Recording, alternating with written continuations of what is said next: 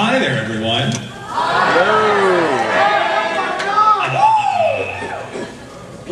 Welcome to the Get Paid to Work in Anime panel. It's a pleasure to have you all here. Thank you for joining us on this Sunday afternoon. Basically, I am here partnering with this wonderful organization, the Japan Visualmedia Translation Academy.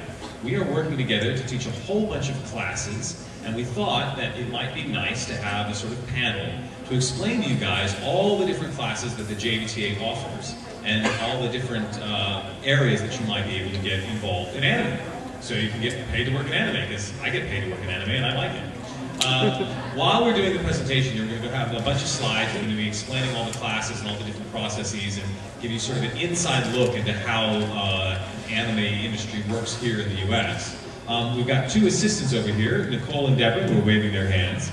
They have in their hands little flyers that have the entire schedule of classes. So if you're interested and you want to just look at the schedule and see what when the classes are offered and see if it might fit in your schedule, that would be great. So you know, they're just going to be wandering around. They don't bite hard, and handing out all sorts of great flyers. So, let me do a quick introduction about the class in general. We're going to take like the first half of the panel, we're just going to do a presentation about all the different stuff, and then we'll take questions at the end, whatever questions you might have about the classes and about anime production in general.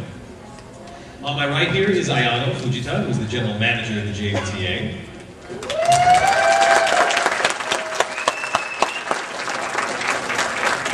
We all report to her. And on my left is Jessica Renslow, who is the production coordinator at Studiopolis, which is the studio that brings us Naruto and Bleach and Digimon. You've heard of these shows? Yeah! Are they popular? Okay. So, I just wanted to sort of a quick overview of all the different classes that the JVTA teaches, because I think what's really sort of fascinating about this school to me is that now that we sort of partner together, we have all sorts of stuff. The JVTA started as a company in Japan, in Tokyo, 13, 14 years ago. And their job was mostly translation. They would do Japanese to English and English to Japanese translation. They would do sort of in both directions. And the company is in two parts in Tokyo. One part is the company that does the translation, and the other half of the company is a school to teach people how to work in the industry, all the different standards and practices and everything for working in the industry. But then they contacted me, and they said, maybe we can do some stuff together. But one of the things they also have is a production workflow. That's something that Jessica comes and helps, because she's seen the whole production process soup to nuts. She's seen everything, and she has stories to tell. So they teach about the production workflow, so you can understand where you might be able to fit in the production process. I teach a script adaptation class, which is basically how to adapt scripts for English dubbing. If you've ever had the subtitles on while you're watching your DVD and the English at the same time, you'll notice there's a difference between the subtitle script and what's actually coming out of the American voice actors' mouths. That's because we have to change it to match the lip flap. Well, someone has to adapt that script so that it works for the actors, and that's the thing that I teach. I also do voice acting workshops now at the JVTA, which are great fun. We have both beginner and intermediate classes, and I have some of my students here. They're nodding their heads. They're awesome. And I also do one of my favorite things, which is my anime mythology panels. Some of you who've been to Anime Expo before may have seen me do my mythology panels in the past.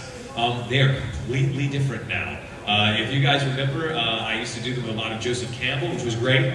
But recently, over the past 3 years, I have been a guest at an academic conference on anime and manga, and so I've come up with original presentations every year, and I've got 3 or 4 of them now in my back pocket that I can perform.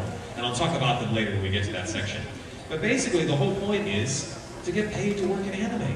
It's sort of cool, this idea that you can actually find a job in the anime production lineup that will work for you and match your skill set. If you're bilingual, great, you can do translation. If you're not, script adaptation might be your thing. Maybe you're a voice actor. And the anime mythology thing helps deepen your understanding of the culture. So because of the understanding, it helps you adapt things so that an American audience sort of understands the Japanese show in the same way that a Japanese audience does. So what we're going to do now is we're just going to go through the production workflow very quickly, and I'm going to hand it over to Jessica, because she's the expert on all of this. As I said, she's a production coordinator at Studiopolis, and she is one of the instructors for the Japanese to English translation class. So Jessica, I hand it over to you. Thank you.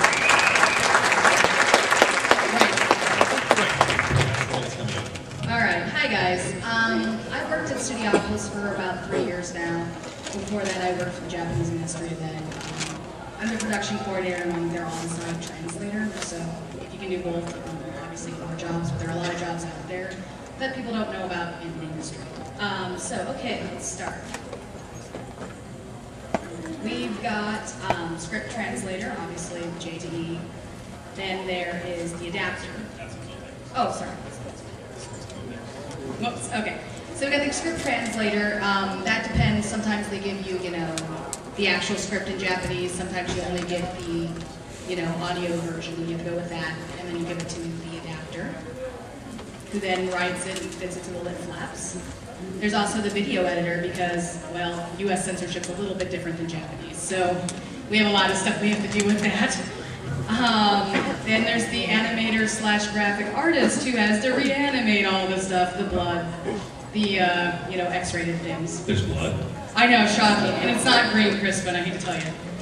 Then there's the production coordinator, which is what I do, and just depends on what studio you're at. It can be everything from payroll to, scheduling directors and setting up the studio and the engineers. It just depends.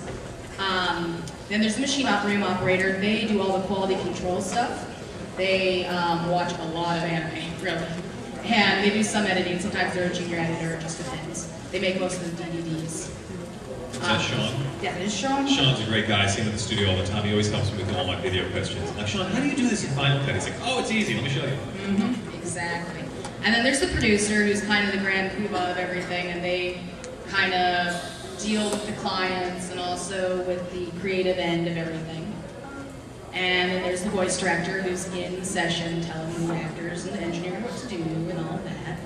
And then there's the audio recording engineer, who is the fellow or lady who runs the machines within the session. Then you've got the audio mixer, who's kind of like the main chef. They mix everything together at the end, make all the levels even, make sure that the music goes with the dialogue and the sound effects all together and it doesn't sound crazy. And then of course there's the voice actor. And then there's the Foley artist who, if an anime doesn't have usable effects, the Foley artist goes in and actually makes the sound effects. And the music composer, sometimes you use original music from the Japanese version, sometimes the client prefers to create their own music in English, and then we do that. Which one?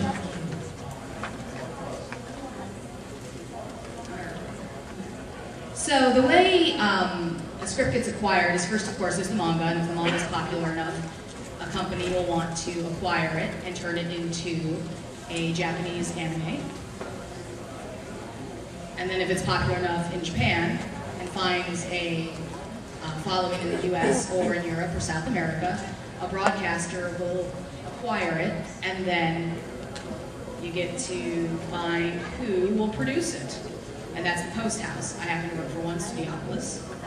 And then they give you the translator. Now, translators are interesting because sometimes they're either freelance or they're on-site. I've done both, it just depends. And then... And no matter what, the show has to go through the translator before it can get to the production company. Yeah, because otherwise it's just kind of crazy. And then you've got the broadcast standards and practices, who are BS&P. They are our lovely people who, decide what can be said on television, which gives me a run for my money then, because I have to go and tell the graphics guys what they need to do. Okay, so then there is the rating system, which, is it going to be Y7, which is children younger than 7, or is it R, what is it going to be, where will it be broadcasted? It depends, Cartoon Network standards are different from Disney, which are different from, before 6 o'clock, it just depends. Then there are paint fixes and reanimation. And then you get the original Foley or music. Then it goes up to dub producer and the script adapter. And then you get the production coordinator. And once I get the scripts, I have to schedule everyone on those scripts. So the scripts are very important. That's when I get the call from Jesse. Crispin, are you available Monday at 3? Yes. Sure, okay. 3 to 5, can you make it? So, and then there's the voice director. And usually with voice actors have to be very quick. We try to have them do 25 loops and we prefer 30, so it just depends. That's how many lines they have to get done. And then there's the voice actors and the audio mixer. And then you get the closed caption of the script. Yep, everything that top half does sort of gets tossed to the audio mixer and everyone else to make sure it's all put together.